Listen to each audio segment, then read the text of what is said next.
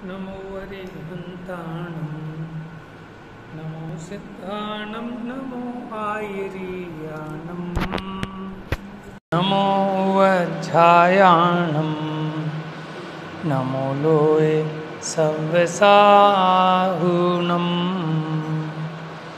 वन्दितु सर्वसिद्धे ध्रुवमचलमणोवमं गतिं पत्ते वोच्छामि समयपाहुड मणमो सुध केवली भणिधम नमः समयसाराय स्वानुभूत्या चकासते चित्स्वभावाय भावाय सर्वभावान्तरक्षिदे निज स्वरूप को परमरस जामे भरो अपार वंदो परमानंदमय समय सार अविकार।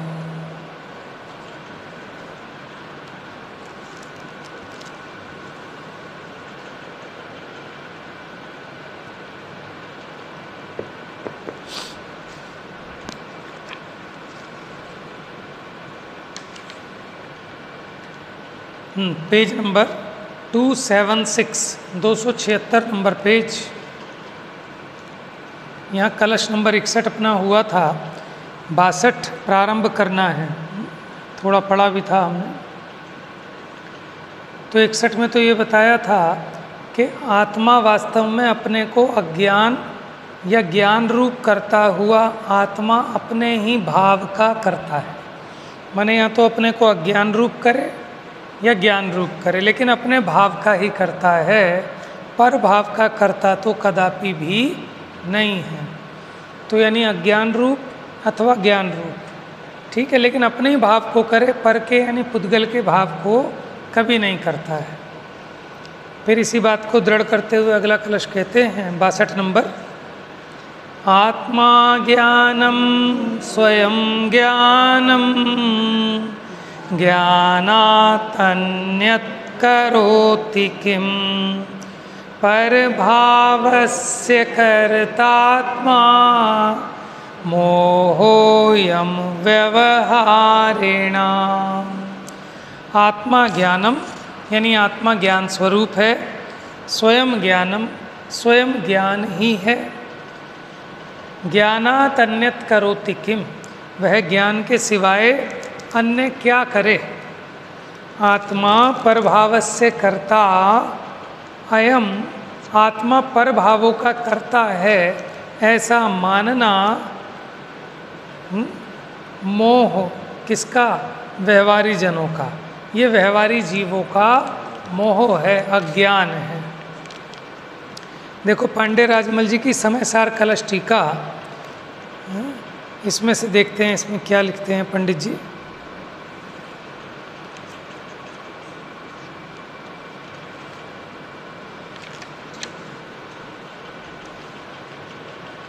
आत्मा ज्ञानम करोति, चेतन द्रव्य ज्ञानम यानी चेतना मात्र परिणाम को करता है। कैसा होता हुआ? स्वयं ज्ञानम, जिस कारण से आत्मा स्वयं चेतना परिणाम मात्र स्वरूप है। ठीक है, आत्मा ज्ञानम यानी आत्मा ज्ञान करता है। क्यों? क्योंकि स्वयं ज्ञान स्वरूप है, स्वयं चेतना परिणाम मात्र स्वरूप है। चेतन परिणाम से भिन्न जो अचेतन उद्गल परिणाम रूप कर्म, उसका करता है क्या? नहीं, सर्वथा नहीं करता है। आत्मा ज्ञानावरणादि कर्म को करता है, ऐसा जानपना, ऐसा कहना। देखो प्रभावों में क्या लिखा? ज्ञानावरणादि कर्मों को करता है, ऐसा जानपना अथवा ऐसा कहना, ये मिथ्या दृष्टि जीवों का अज्ञान है। भावार्थ इस प्रकार है कि कहने में ऐसा आता है कि ज्ञानावरणादि कर्मों का कर्ता जीव है, सो कहना भी झूठ है। क्योंकि वास्तव में चेतन उद्गल का कुछ भी नहीं करता। इसलिए ऐसा मानना अथवा कहना ये व्यवहारी यानी जगतजनों का ये मोह है, अज्ञान है।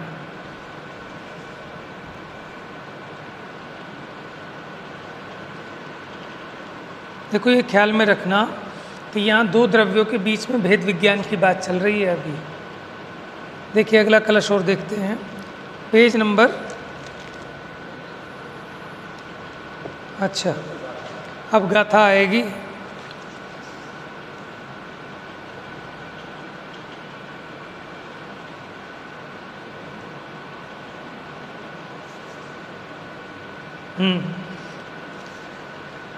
तो ये जो अपने दो कलश आए, अब जो आगे गाथा आएगी उसकी सूचना रूप, लेकिन जो आगे गाथा आएगी वो अभी बाद में देखेंगे। जो पीछे गाथा अपनी हुई थी कौन से नंबर की, 97 ना, ले लिया था। ये तो पीछे वाली जो 97 नंबर की गाथा है उनकी जयसेनाचार्य की टीका है, हमने ले ली थी ना।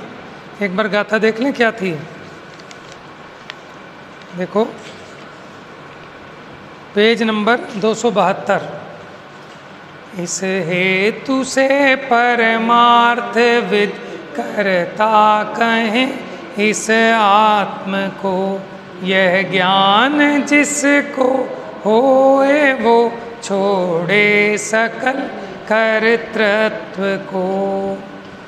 क्या, किस हेतु से परमार्थ के जानने वाले इस आत्मा को कर्ता कहते हैं। किस हेतु से, कि वो हेतु ये था कि अज्ञान से आत्मा कर्ता होता है। ठीक है, जिसको ये समझ में आता है अब वो सकल कर्तृत्व को यानी परद्रव्य के कर्तापने की बुद्धि को छोड़ देता है।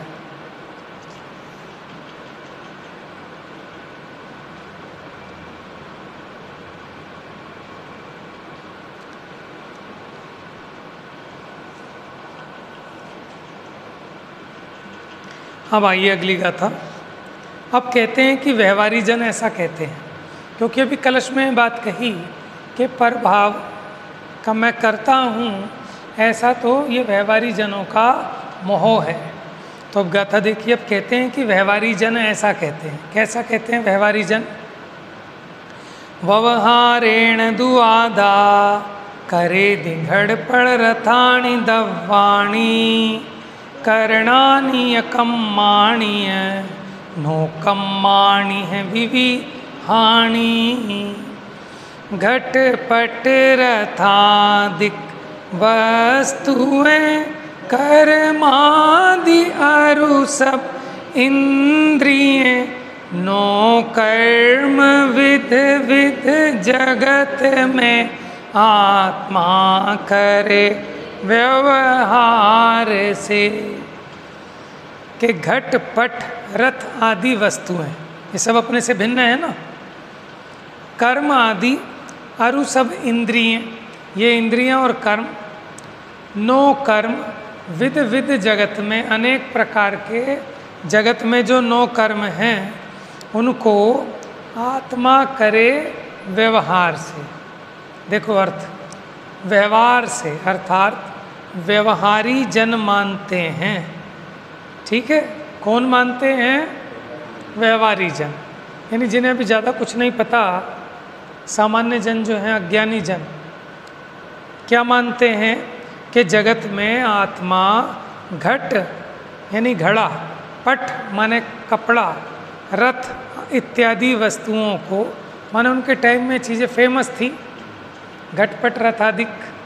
अब अपने टाइम में जो फेमस है वो लगा लेना, कि इन सबको और इंद्रियों को अनेक प्रकार के क्रोध आदि द्रव्य कर्मों को, देखो यहाँ गजब की बात, द्रव्य कर्मों के साथ क्रोध आदि का प्रयोग बड़ा दुर्लभ है, नहीं तो ज्ञानावरण आदि द्रव्य कर्म कहते हैं। यहाँ क्या लिखा, क्रोध आदि द्रव्य कर्मों को, जबकि मूल में तो खाली कर्माणी लिखा है, लेकिन ये अर्थ मेरे ख्याल से जयचंद जी छाबड़ा साहब ने किया होगा कि क्रोध आदि, क्योंकि उसी की बात चल रही थी कि मैं क्रोधादि हूँ, ऐसी जो मिथ्या मान्यता है। वास्तव में क्रोध तो पुद्गल के उदय का विपाक तो क्रोधादि द्रव्य कर्मों को और शरीर आदि 9 कर्मों को करता है, ऐसा कौन मानते हैं? व्यवहारी जन, अज्ञानी जन। देखो टीका, जिससे अपने विकल्प और व्यापार के द्वारा यह आत्मा घट आदि पर द्रव्य स्वरूप बाह्य कर्म को करता हुआ प्रतिभासित होता है। देखो अगर हम मोटे रूप से देखें तो ये जीव क्या करता हुआ दिखाई देता है कि घड़ा बना रहा है, कि कपड़ा बुन रहा है, कि रथ बना रहा है, लेकिन क्या कर रहा है? अपने विकल्प कर रहा है, यानी इच्छा रूप, और हस्तादिक की क्रिया रूप। अब हाथ से जो घड़ा बना रहा है और मन में जो विकल्प कर रहा है, तो इस व्यापार के द्वारा आत्मा घड़े आदि पर द्रव्य स्वरूप बाह्य कर्म को करता हुआ, बाह्य कर्म माने जो सबको दिखे, करता हुआ प्रतिभासित होता है। किनको? व्यवहारी जनों को दिखाई देता है कि हाँ देखो कर रहा है।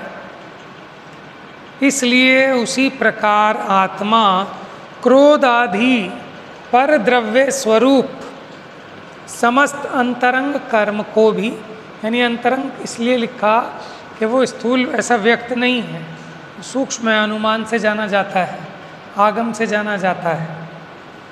समस्त अंतरंग कर्म को भी दोनों कर्म पर द्रव्य स्वरूप हैं। कौन कौन से दोनों कर्म? एक अंतरंग और एक बहिरंग। बहिरंग कर्म तो अपने से भिन्न जो पुद्गल हैं उनका कर्ता दिखाई देता है।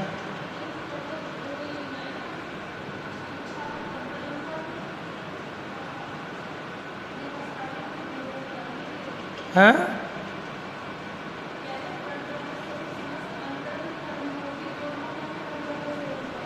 देखो दोनों इसलिए कहे, घटपट आदि ठीक है, ये तो बाह्य कर्म, और जो क्रोधादिक हैं उनको कह रहे हैं अंतरंग कर्म।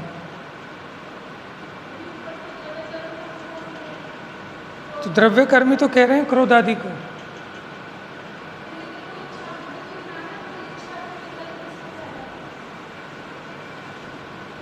देखो दोनों पर द्रव्य हैं, क्रोधादि भी और ये घटपट रथादि भी। तो जैसे आत्मा घटपट रथादि को नहीं करता, वैसे जो क्रोधादि जो कर्म का उदय है ना, उसकी बात है, उसको भी नहीं करता। तो करता क्या है कि उसको करने रूप अपनी इच्छा करता है, और माने वो हाथ आदि का व्यापार। अब हाथ आदि का व्यापार कर्म के संबंध में नहीं होगा। हाँ, उसमें ऐसा ले सकते हो आप कि जो 9 कर्म की जो अवस्था हुई, ठीक है ना, उसमें जो इसके शरीर की चेष्टा हुई उसको भले ले लो। देखो एक बार फिर से यहाँ ये समझाना है कि जीव परद्रव्य का कुछ नहीं करता, लेकिन परद्रव्य को करने के भाव का कर्ता होता है, ठीक है। और योग है ना, ये जो हाथ हिलाना, ये हाथ नहीं हिलाता, लेकिन इन हाथों के जहाँ जहाँ ये हाथ हैं यहीं आत्मा के प्रदेश हैं। तो उन आत्मा के प्रदेशों में जो हलन चलन होता है उसका नाम है योग। तो अपने आत्मा के प्रदेशों को ये हलन चलन रूप चेष्टा करता है, तो अपने उपयोग और योग का करता है, पर द्रव्य का करता ये आत्मा नहीं है। अब वो पर द्रव्य 2 प्रकार का बता दिया, एक बहिरंग और एक अंतरंग। बाह्य कर्म किसको कहा? जो स्थूल है, जो अपने से प्रकट भिन्न है। और अंतरंग कर्म किसको कहा? कि जो अपने से सर्वथा भिन्न नहीं है, एक क्षेत्रावगाही संबंध है और सूक्ष्म है, इसलिए उसको कह रहे हैं अंतरंग कर्म, लेकिन है वो पौद्गलिक कर्म की बात।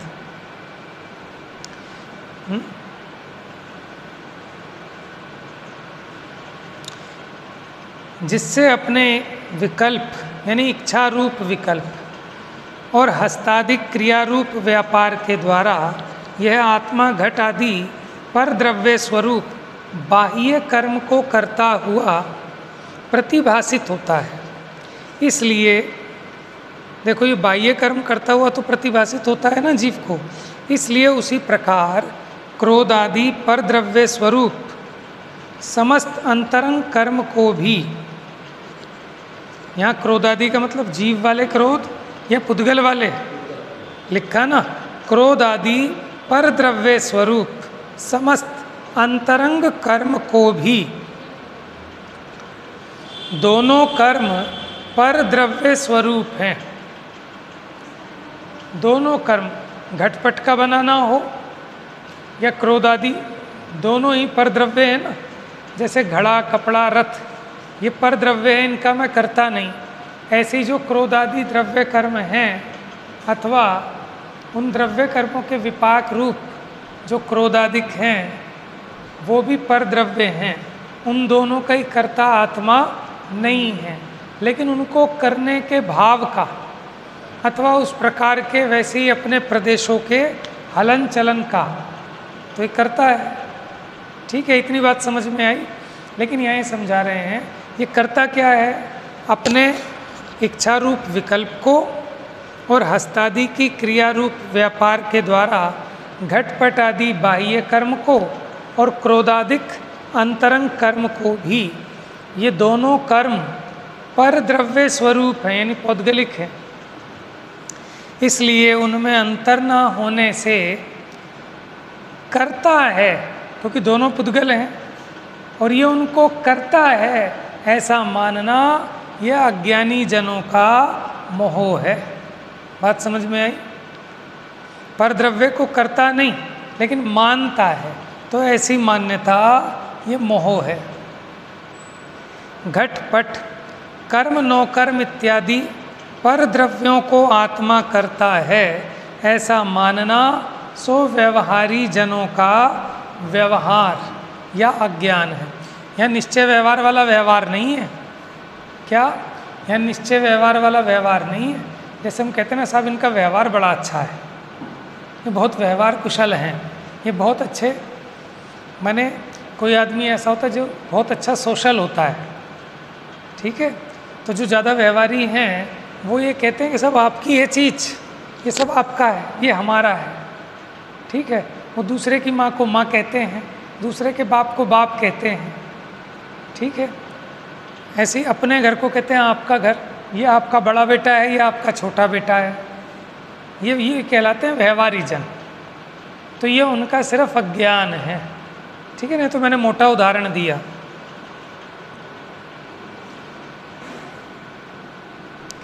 तो ये जीव क्या करता है?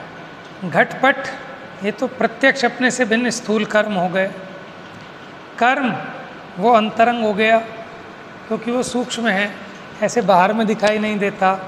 और नौ कर्म वो स्थूल है, लेकिन कर्म और नौ कर्म का एक क्षेत्रावगाही संबंध है, शरीर का और कर्मों का। और घटपट अपने से बिल्कुल प्रत्यक्ष भिन्न है।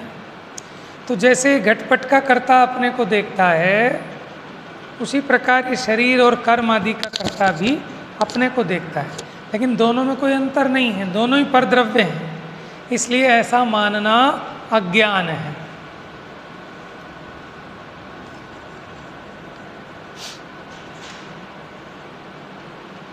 देखो तात्पर्य वृत्ति की टीका, पेज नंबर 279। अब पुनः उपसंहार में 11 गाथा तक द्विक्रियावादी के निराकरण के विषय में विशेष व्याख्यान करते हैं। फिर 11 गाथाओं में द्विक्रियावादी किसको कहा था? जब हमने 87 नंबर की गाथा प्रारंभ की थी, उसके पहले कलश चले थे कि एक द्रव्य के दो कर्म नहीं होते। ठीक है, एक कर्ता और दो कर्म हो, दो क्रिया को करे ऐसा नहीं है, और दो द्रव्य मिलकर एक क्रिया को करें ऐसा नहीं है। तो अभी किसका प्रकरण चल रहा था? द्विक्रियावादी का। द्विक्रिया माने दो अलग अलग द्रव्यों की क्रियाओं का कर्ता एक अपने को मानता है, वो है द्विक्रियावादी अज्ञानी मिथ्या दृष्टि। तो हम भी मान रहे हैं ना कि शरीर का भी करता हूँ और ज्ञान का भी करता हूँ, चेतन के परिणाम को भी और पुद्गल के परिणाम को भी, इन दोनों को मिलाकर मैं करता हूँ। तो ये क्या हो गया? द्विक्रियावाद। अब 11 गाथाओं में इसका विशेष व्याख्यान करते हैं कि जीव पर द्रव्य की क्रिया का कर्ता नहीं है तो कैसे, और है तो कैसे। पर भावों को आत्मा करता है। यहाँ पर भाव का मतलब, हाँ, पर भाव का मतलब उद्गल। अब चाहे वो द्रव्य कर्म हो, चाहे वो घटपट रथाधिक हो, चाहे शरीर आदि 9 कर्म हो। समझ में आया? तो पर भावों को आत्मा करता है। इस प्रकार जो व्यवहारी जन कहते हैं, व्यवहारी जन माने भोले व्यक्ति, नादान, अज्ञानी, यह उनका व्यामोह है, ऐसा उपदेश देते हैं। क्योंकि जैसे अन्योन्य व्यवहार से, अन्योन्य मैंने आपस में, परस्पर, घट पट रथ आदि बाह्य पर द्रव्यों को इच्छा पूर्वक आत्मा करता है, उसी तरह अंतरंग में भी इंद्रियों, कर्म और 9 कर्मों को तथा इस जगत में विविध प्रकार के क्रोध आदि द्रव्य कर्मों को इच्छा पूर्वक विशेषता से आत्मा करता है, ऐसा जो मानते हैं वो व्यवहारी जनों का व्यामोह है, विमूढ़ता है। मैंने यही बात कही है कि जो पर द्रव्य का अपने को कर्ता मानते हैं वो अज्ञानी हैं, ये उनका मोह है, इसमें है कुछ नहीं। जैसे कोई सोचे ये बेटा बड़ा होकर मुझे सुखी कर देगा, तो ये क्या है? व्यवहारी जनों का मोह है। आज तक किस बेटे ने किस बाप को सुखी कर दिया? समझ में आया ना? और राग का कारण बनकर अगर देखो आज्ञाकारी भी है तो प्राण नहीं छूटते आराम से, ठीक है। और माने अगर वैसे ही है, आज्ञा ही नहीं मानता तो भी परेशान, और अगर बहुत आज्ञाकारी हो, बहुत भला हो, हाय इस बेचारे का कैसे हो गया, तो बहुत सीधा है। समझ में आया? ये तो बड़ा आज्ञाकारी है, तो उसके राग में अटका रहता है। तो इसलिए ये उनका कर्ता नहीं है।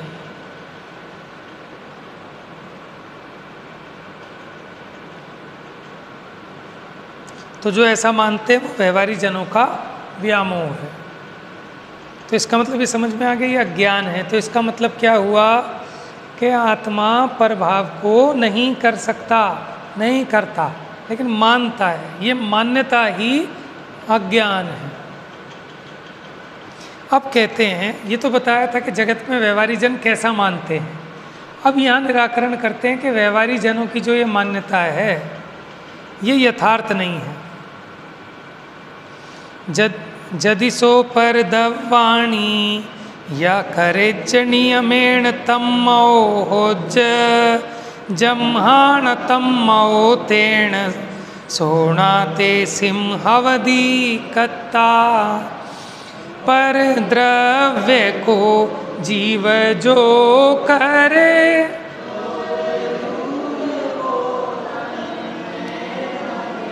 पर वो नहीं तन्मय हुआ, इससे न करता।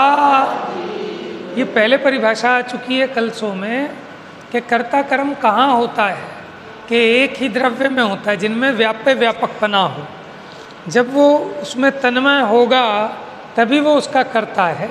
जैसे मिट्टी घड़े में तन्मय है तो मिट्टी घट की कर्ता है, लेकिन कुम्हार घड़े में तन्मय नहीं हो सकता, इसलिए वो उसका कर्ता नहीं है। अब कहते हैं कि अगर ये जीव घड़े को करे तो जैसे मिट्टी घड़े को करती है, ऐसे ही अगर ये जीव घड़े को करे तो जैसे मिट्टी घड़े से तन्मय हो जाती है। समझ में आया? वैसे ये जीव भी घड़े से तन्मय हो जाएगा, और जो जिससे तन्मय होता है वह वही होता है। तो जो मिट्टी है वो घड़ा ही है, ऐसे ये जीव भी घड़ा ही हो जाएगा। यदि आत्मा पर द्रव्य को करे तो वह नियम से तन्मय माने तत्मय, उस मई हो जाए, पर द्रव्यमय हो जाए, किंतु तन्मय नहीं है, इसलिए वह उनका कर्ता नहीं है। ठीक है? कुर्ता किसने बनाया? दर्जी ने कि कुम्हार ने? कुर्ता किसने बनाया? हाँ जी, हाँ, प्रकरण के हिसाब से उत्तर देना। जब निमित्त की तरफ से पूछेंगे तब तो ये उत्तर देना कि दर्जी ने बनाया, कुम्हार ने नहीं। लेकिन प्रकरण के हिसाब से आंसर देना है कि किसने बनाया। और अगर दर्जी ये माने कि मैंने ये कुर्ता बनाया तो इसका मतलब वो कपड़ा हो गया। समझ में? मिस्त्री ये माने कि ये बिल्डिंग मैंने बनाई तो वही माने वो रॉ मटेरियल हो गया, बदरपुर बजरी ईंट हो गया। मान्यता में हो नहीं सकता, लेकिन मान्यता में। समझ में आया? ये बच्चा मेरा है तो मैं बाप हो गया कि नहीं हो गया? सब मान्यता का ही तो खेल है। क्या हो गया? ये पत्नी मेरी है तो पति हो गया है, ये मेरी संपत्ति है तो मैं स्वामी हो गया। समझ में आया? पर द्रव्य को जीव जो करे तो जरूर वो तन्मय बने, पर वो नहीं।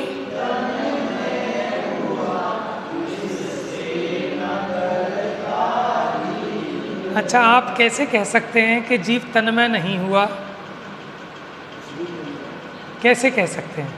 देखो, अगर घड़ा बनाया और अगर ये घड़े से तन्मय हो गया होता तो फिर दूसरा काम कैसे कर पाता?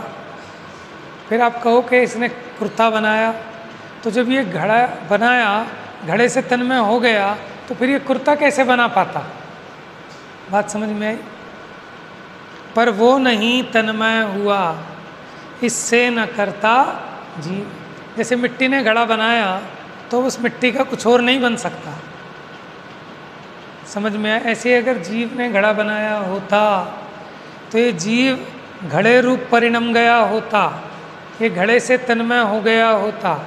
लेकिन मैं तो तन्मय हुआ नहीं। कैसे कहते हो कि नहीं हुआ? क्योंकि अभी और भी तो काम कर रहा हूँ ना। घड़े रूप नहीं हुआ, विकल्प तो आ ही रहा है, भले कर रहा हूँ कि नहीं कर रहा हूँ।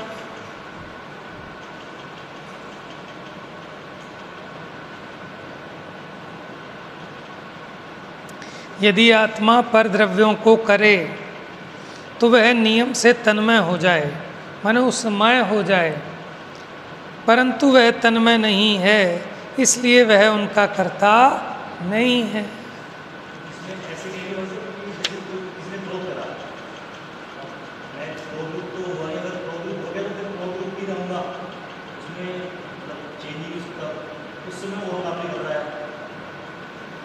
देखो प्रश्न क्या किया इन्होंने, बहुत गहरा प्रश्न है, क्योंकि अभी भेद ज्ञान चल रहा है परद्रव्य से। अब भाई साहब ने पूछा कि इसमें ऐसा भी कह सकते हैं कि मैं क्रोध रूप नहीं हुआ। अगर मैं क्रोध रूप हो गया होता तो मैं क्रोध से तन्मय हो जाता, ठीक है ना? और फिर अगर मैं उससे तन्मय हो जाता तो क्रोध का नाश होने पर मेरा भी नाश हो जाता। समझ में आया ना? मैं क्रोध रूप ही हो जाता। तो उसका समाधान देखो, प्रवचन सार ग्रंथ की 8वीं गाथा है, उसमें क्या लिखा कि जो द्रव्य जिस समय जिस भाव से परिणमित होता है उस समय वह उस भाव रूप ही होता है। आप ये बताओ, अभी मैं जीव वाले क्रोध आदि ले रहा हूँ, उद्गल वाले क्रोध आदि रूप तो हो ही नहीं सकता। जो जीव में क्रोध हुआ इस रूप तो जीव स्वयं होता है, लेकिन जो पर्याय है, जो दशाएं हैं, वो क्षणिक है। समझ में आया? इसमें परिवर्तन होता है, क्योंकि क्रोध पर द्रव्य नहीं है। वो तो आचार्य देव कह ही रहे हैं कि इसका उपयोग मिथ्या दर्शन, मिथ्या ज्ञान, मिथ्या चारित्र रूप परिणमित होता है ना। गजब की बात तो ये है कि क्रोध रूप होने पर भी अपने ज्ञान रूपता को, चेतन रूपता को नहीं छोड़ता। माने वो चेतना की ही विशेष विकार है कि क्रोध आदि का होना, तो उस रूप तो तन्मय होता है, लेकिन क्षणिक रूप सर्वथा नहीं रहता। अभी परिणाम पलटता है, शांत भाव रूप होता है, तो उस अपने भाव से तो ये तन्मय हुआ, लेकिन जो परद्रव्य का भाव है उससे ये तन्मय हुआ ही नहीं। बात समझ में आई आपको? क्योंकि आपका प्रश्न ये है कि अगर मैं क्रोध रूप, उसका मैं बताता हूँ कि वो प्रश्न क्यों उठ रहा है। वो प्रश्न इसलिए उठ रहा है, अगर हम ये मानेंगे कि द्रव्य तो क्रोध होता नहीं, द्रव्य में क्रोध तो पर्याय में होता है, ठीक है? तो तो पर्याय तो उसमें तन्मय हुई, लेकिन द्रव्य नहीं हुआ। अगर द्रव्य भी क्रोध रूप हो गया होता तो क्रोध के नाश होने पर जैसे पर्याय का नाश हो गया, ऐसे ही द्रव्य का नाश हो जाना चाहिए था। और मैं तो द्रव्य हूँ, ठीक है ना, क्रोध पर्याय में होता है, तो इसलिए मैं क्रोध रूप नहीं होता, मैं क्रोध से तन्मय नहीं होता। अगर मैं क्रोध रूप हो गया होता तो कभी भी क्रोध का अभाव नहीं होता, या फिर क्रोध के अभाव होने पर मेरा भी अभाव हो जाता। इसलिए क्वेश्चन उठा है। लेकिन वास्तव में द्रव्य के परिणमन को पर्याय कहते हैं। क्या कहा? द्रव्य के परिणमन को पर्याय कहते हैं। ये द्रव्य क्रोध रूप परिणमित हुआ, उसी को कहते हैं कि क्रोध पर्याय। पर्याय माने दशा, द्रव्य की क्रोध रूप दशा।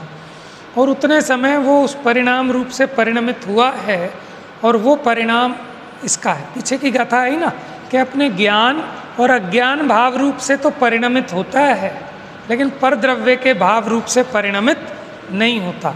तो इसलिए अभी यहाँ पर ये बात लागू नहीं पड़ेगी। हाँ, अगर आप वो जो कर्म वाले क्रोध आदि हैं, नो कर्म वाले क्रोध आदिक हैं, तो उनसे तन्मय नहीं होता, क्योंकि उनसे तन्मय तो पुद्गल है, क्योंकि वो पुद्गल का परिणमन है। समझ में आया? तो जीव का परिणमन पुद्गल के परिणमन से न्यारा है। पुद्गल के परिणमन से जीव तन्मय नहीं होता, लेकिन अपने परिणमन से भी नहीं होता, ऐसा नहीं है। समझ में? अपने में जो परिणाम हुआ उससे तो चेतन परिणमित। और यही तो खूबी है कि ये क्रोध रूप परिणमने पर भी, समझ में, क्षण भर में ज्ञान रूप परिणम सकता है। यही तो फ्लेक्सिबिलिटी है। अगर ये परिणमन ना हो वस्तु में, तो जो अज्ञानी है वो सदा काल अज्ञानी रहेगा, कभी ज्ञानी नहीं हो पाएगा। तो इसीलिए तो ये फेवर में है कि द्रव्य परिणमनशील है। देखो, एक द्रव्यत्व नाम का गुण है। अगर द्रव्यत्व नाम के गुण को ना माने तो क्या दोष आएगा कि वस्तु द्रवणशील नहीं रहेगी, परिणमन वाली नहीं रहेगी, कूटस्थ हो जाएगी। तो जो अशुद्ध है वो सदा अशुद्ध ही रहेगा, और शुद्ध तो कोई है ही नहीं अनादि से। सभी जीव निगोद से अशुद्ध ही निकले, फिर तो सिद्ध साबित ही नहीं हो सकते थे, कोई जीव की मुक्ति नहीं होती। तो जीव का परिणमन होना ये दुखद नहीं है, ये सुखद है, ये फेवर में है। क्यों? अनादि से अज्ञानी है और चेंज होने के चांसेस हैं, तो फेवर है। ये तो बढ़िया बात है। समझ में आया? और अगर आप ये मानेंगे कि मैं सर्वथा कूटस्थ हूँ, तो अनादि से तो अज्ञानी है, फिर कभी भी अज्ञान का अभाव नहीं होगा। लेकिन वो अगर आप ये माने कि द्रव्य तो सदा ही शुद्ध है, ज्ञानमयी है, पर्याय अशुद्ध है, तब ये गड़बड़ खड़ी होती है। क्योंकि द्रव्य और पर्याय दो अलग अलग वस्तुएं नहीं हैं। द्रव्य के परिणाम का नाम ही पर्याय है, पर्याय कोई पड़ोसी का नाम नहीं है। युगल जी साहब उदाहरण देते थे ना कि एक बहुत ज़बरदस्त मुमुक्षु को बुखार चढ़ा, तो उसने डॉक्टर को कहा कि डॉक्टर साहब मेरी पर्याय को बुखार आया है। तो डॉक्टर ने कहा जाओ जल्दी ले आओ पहले उसे। तो पर्याय को बुखार आया, पर्याय परेशान होएगी, तू काहे को परेशान हो रहा है? आ जाएगी, वो अपना इलाज करा लेगी, तो हो जाएगा ऐसे इलाज। समझ में आया? अब जैसे बच्चे करते थे ना, किसी के रख दिया आगे, एक बच्चे ने, पीछे वाले ने आगे वाले के एक तमाचा रखा, कहते किसने मारा? नहीं मैंने नहीं मारा, मैंने नहीं मारा। किसने मारा? कि तूने तो मारा। मैंने नहीं मारा, हाथ तेरा है। हाथ ने मारा है। तो वो कहता है कि तेरे हाथ को ही तोड़ूंगा। मां स्वीकार है आपको? आप बताओ। हम ये कहते हैं ना मैंने नहीं मारा, ये हाथ ने मारा है, तो ठीक है तेरे को नहीं मारूंगा, इस हाथ को ही तोड़ूंगा अभी हथौड़ी से। अब बोलो, तब कहोगे नहीं नहीं मेरा ही है। समझ में आया? तो अब सुन लो बात, अगर पर्याय में ही क्रोध होता है तो पर्याय दुखी है, तू क्यों परेशान हो रहा है? तो मस्त रहे। समझ में? क्यों स्वाध्याय सुनना, क्यों मंदिर आना? बात समझ में आ रही है? हाँ, सही कह रहे हैं कि मैंने थोड़ी ठोका है, स्कूटर ने ठोका है तो ठीक है, स्कूटर को ही तोड़ेंगे, तेरे को दर्द क्यों होता है? क्योंकि स्कूटर भी तो तेरा है। आप उंगली पकड़ के ले जा रहे हो, मैं कह रहा हूँ छोड़ो मुझे, कहाँ ले, तुझे नहीं ले जा रहे, उंगली को ले जा रहे हैं। तो भैया उंगली कोई मेरे से अलग तो है नहीं, ऐसी पर्याय कोई द्रव्य से अलग नहीं है। तो वहाँ तो जैसा परिणमन हुआ, द्रव्य अपने उस भाव से तन्मय हुआ ही हुआ है। लेकिन यहाँ बात चलती है कि परद्रव्य के भाव से मैं तन्मय नहीं हो सकता। बात समझ में आई?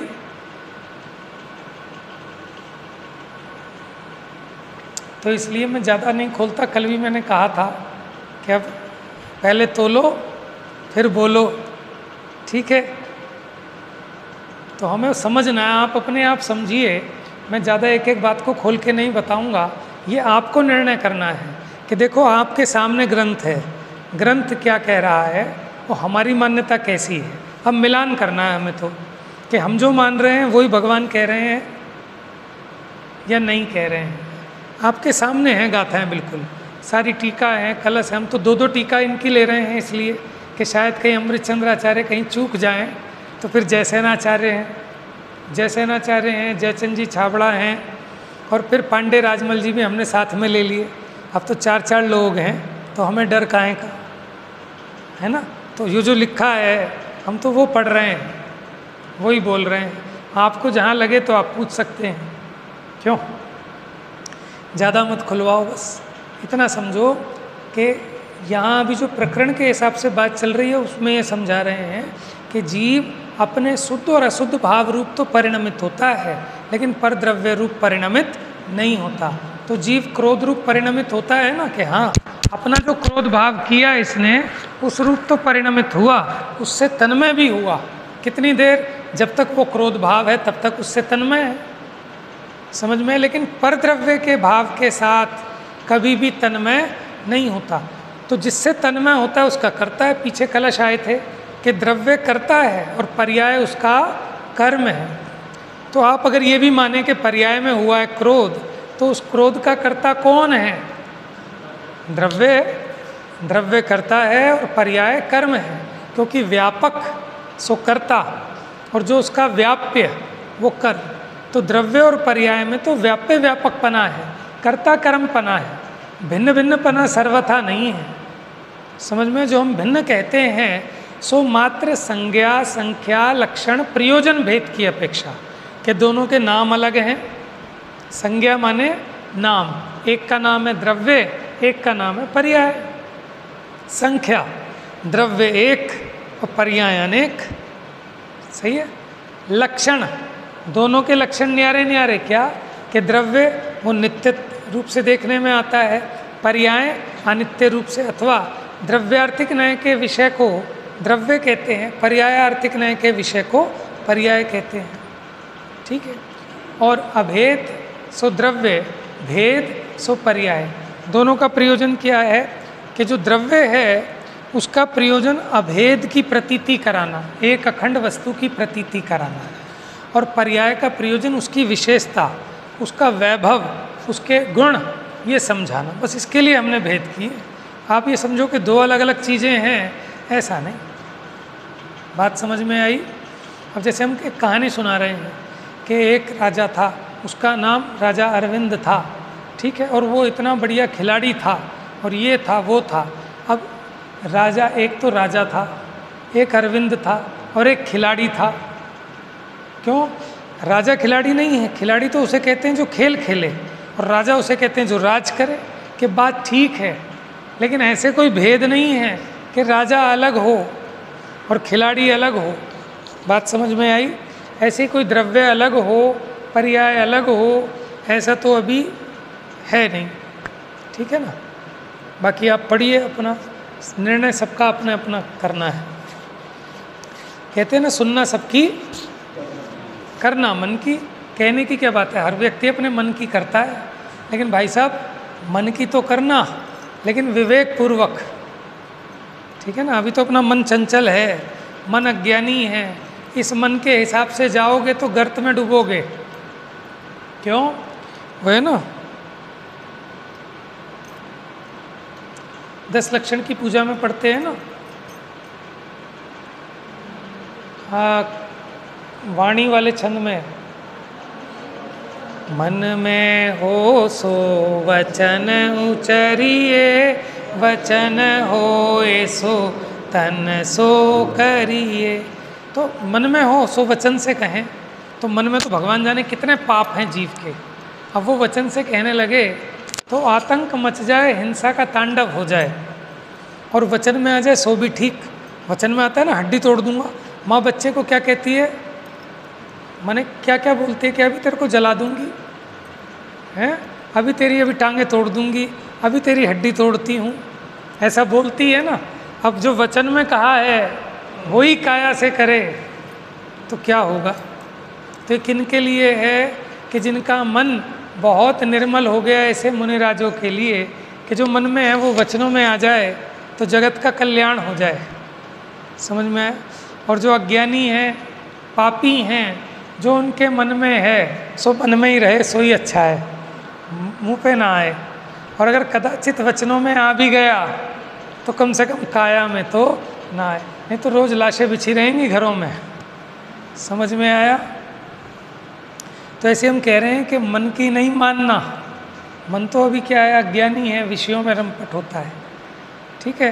तो यहाँ विवेक को जागृत करना, आगम से, आचार्यों से, स्वानुभव से, युक्ति से, अनुमान से मिलान करके तब उस बात का निर्णय करना। नहीं तो मन तो न जाने मान ही रहा है क्या क्या मान रहा है। अब मनमानी नहीं, अब जिनवाणी की सुनेंगे। लेकिन अपने विवेक को साथ में जागृत रखना, बुद्धि को उधार रख के कभी नहीं सुनना, चाहे आपका कितना ही प्रिय क्यों ना हो।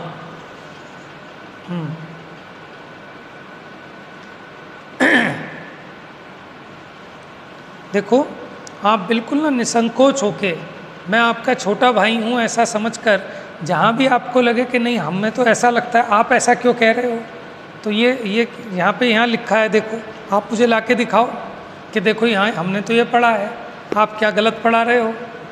ठीक है ना। तो उसमें मज़ा आएगा, क्योंकि जितना तत्व को कसा जाता है उतना ही उसमें से, समुद्र मंथन हुआ था तो उसमें क्या वो समुद्र जब मंथन हुआ तो उसको कसा गया था ना, जैसे वो आप लस्सी बिलोते हैं घी निकालते वक्त, क्या कहते हैं उसको, दोनों तरफ रस्सियाँ होती हैं, मथानी। मथानी से जब मथा जाता है तो उसमें से घी निकल के आता है, उसी को गोष्ठी कहते हैं। क्या कि आप कुछ कहो, फिर मैं कहूँ, फिर आप मेरी बात को गलती निकालो, फिर मैं आपकी गलती निकालूँ, तो मेरी भी गलतियाँ निकल जाएंगी और आपकी भी गलतियाँ, हम सब शुद्ध हो जाएंगे। समझ में आया। लेकिन मैं जो मर्जी बोलता रहूँ, आप हाँ जी करते रहो, तो कोई लाभ होने वाला नहीं। आपको भले हो जाओ लेकिन मुझे नहीं होगा।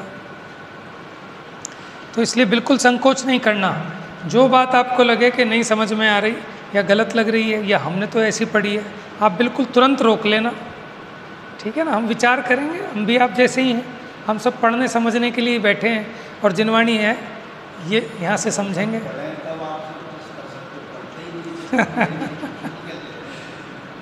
समझ में आया बात। आपने बिल्कुल मैंने बहुत बढ़िया बात कही। रमेश भाई साहब कह रहे हैं कि हम अगर कुछ पढ़ें लिखें तब आपसे प्रश्न कर सकते हैं, हम पढ़ते ही नहीं हैं, ये भी बात ठीक है। समझ में आया।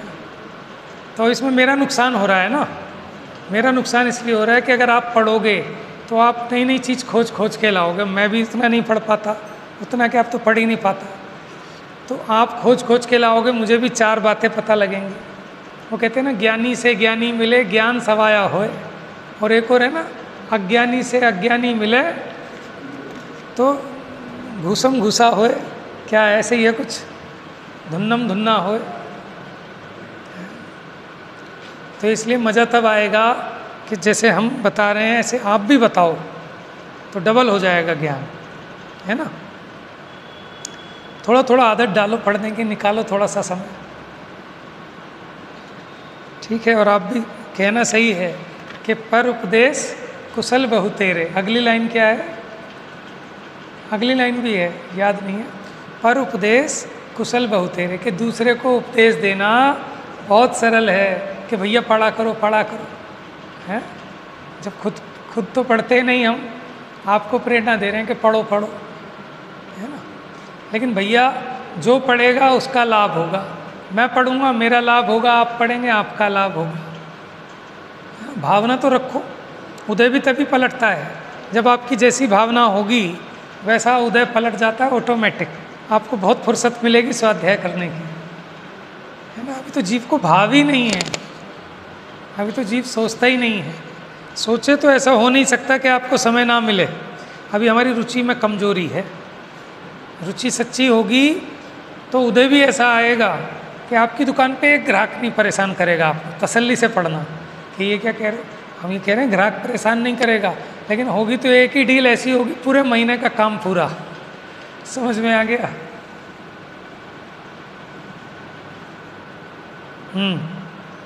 तो परद्रव्य को जीव जो करे तो वो जरूर वो तन्मय बने, पर वो नहीं तन्मय हुआ, इससे न करता जीव। इसलिए जीव परद्रव्य के भावों का करता नहीं है। क्यों नहीं है?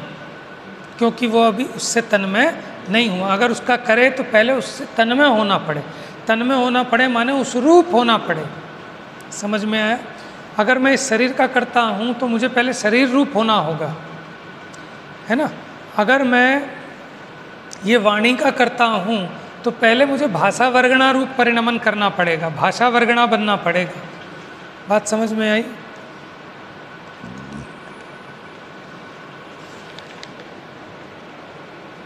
समय हो गया, बस 4 लाइन पूरी करते हैं। पेज नंबर 280, भाषा टीका। यदि निश्चय से यह आत्मा पर द्रव्य स्वरूप कर्म को करे तो अन्य किसी प्रकार से परिणाम परिणामी भाव न बन सकने से वह नियम से तन्मय हो जाएगा।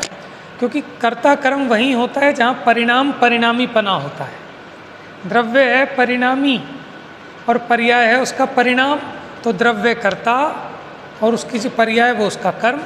परिणामी कर्ता और परिणाम कर्म। तो कर्ता कर्मपना तभी हो सकता है जहाँ परिणामी और परिणामपना हो। वह आत्मा नियम से तन्मय हो जाए, परंतु वो परद्रव्य से तन्मय नहीं है। क्योंकि कोई द्रव्य अन्य द्रव्यमय हो जाए, माने मैं अगर उससे तन्मय हो जाऊं तो जीव का नाश हो जाए, या वो मुझसे तन्मय हो जाए तो अजीव का नाश हो जाए, तो उस द्रव्य के नाश की आपत्ति का दोष आ जाएगा।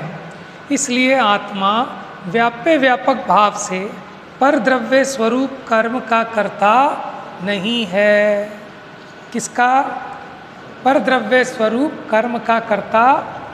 लेकिन कौन से भाव से? व्याप्य व्यापक भाव से, क्योंकि उसमें व्याप्त होकर उसको करे ऐसा आत्मा का स्वरूप स्पष्ट लिखा है। जयचंद जी कहते हैं,